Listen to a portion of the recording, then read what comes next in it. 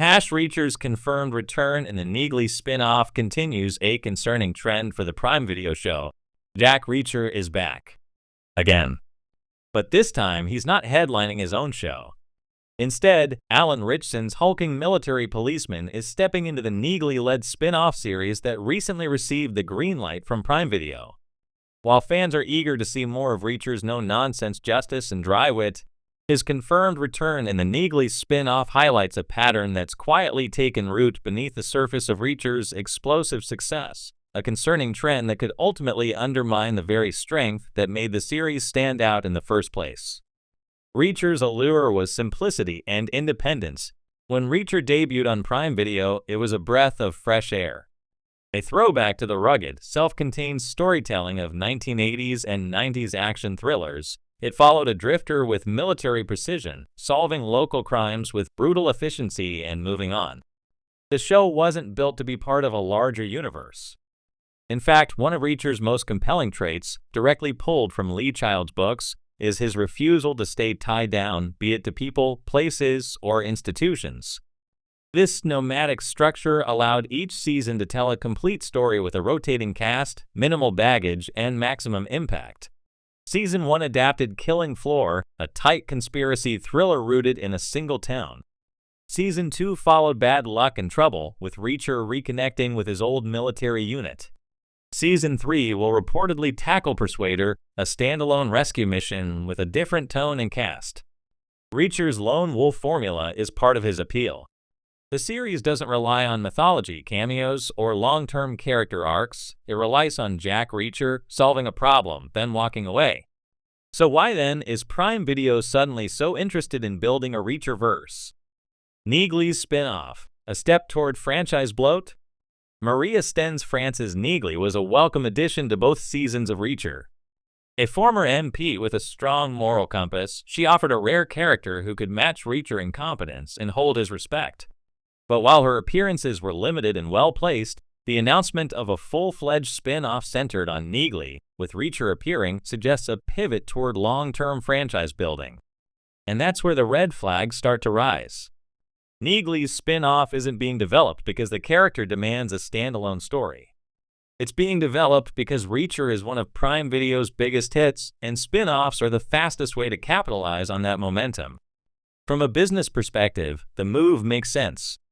From a creative standpoint, it undermines what made the original show so unique. Neagley isn't a bad choice for a lead. She's competent, complex, and capable of anchoring a procedural military thriller.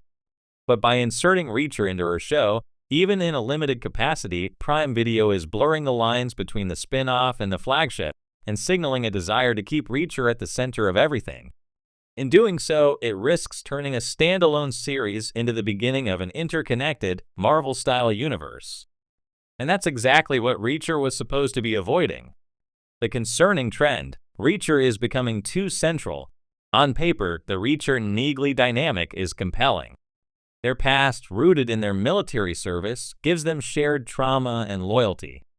But the key word here is past. In the books, Neagley rarely appears, and when she does, it's often as a voice on the phone or a figure from Reacher's distant memory. She doesn't travel with him. She doesn't show up season after season. In the show, however, Neagley's role has already expanded beyond the source material.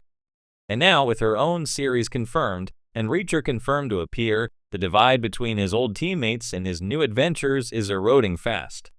This reflects a growing trend in modern television, the belief that a hit character must appear in everything. Instead of letting Neagley stand on her own, the producers are using Reacher as connective tissue, essentially turning him into a mascot for an expanding universe. It's not unlike what happened to other franchises. The Walking Dead spawned multiple spin-offs anchored by the same characters. Yellowstone did the same. Even Jack Ryan couldn't escape tie-ins. But Reacher isn't supposed to be a recurring boss. He's not a leader of a team or the center of a mythos. He's a lone wolf. Every time he returns in another character's story, it chips away at his isolationist persona and pushes the show closer to formulaic serialization. A universe that dilutes, not expands, world building is a tempting lure. Studios and streamers alike are obsessed with universes, shared settings where characters can cross over, storylines can branch out, and synergy can drive engagement. Marvel made it work for a time. Star Wars has tried it with varying success. Even The Boys is expanding with Gen V and The Boys, Mexico. But not every show benefits from this treatment.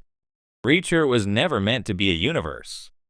It's a series of episodic thrillers, loosely connected by one man's moral code. When you start anchoring spin-offs around side characters and tethering them to Reacher himself, you risk transforming the organic structure of the show into a franchise machine. Neagley's show may be good. It may be action-packed and well-written. But the moment Reacher steps on screen, it stops being her story. The gravitational pull of his character is too strong. Audiences will wait for his scenes, measure her against him, and compare the action to what they've already seen him do better. Instead of elevating Neagley, Reacher's presence may overshadow her.